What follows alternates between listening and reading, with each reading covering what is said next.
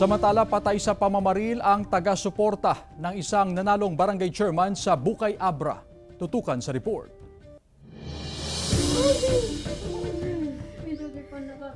Tinanggapin ng pamilya ang pagkamatay ni Silverio Rolly Lumawig, 68 anyos matapos mabaril sa sitio Dardarawas, Barangay Pagala, Bukay Abra. Pasado alas 10 kagabi nang makita siyang nakahandusay sa gilid ng kalsada na inakalang biktima ng aksidente. Doon sa first impression nila ay mukhang hindi vehicular incident yung pangyayari. Kaya agad silang tumawag sa SOCO at doon na napag-alaman na may tama nga ng baril sa ulo. Napag-alaman na pauwi na ang biktima lula ng kanyang motorsiklo nang siya'y barilin ng hindi pa kilalang salarin. Nangyari ang insidente ilang metro lamang ang layo mula sa bahay ng kanyang mga kapatid. Kilala umanong supporter ng nanalong barangay chairman ang biktima.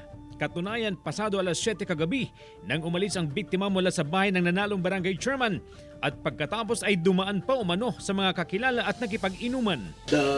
Pamati sir, at connection natin, dito na campus ko.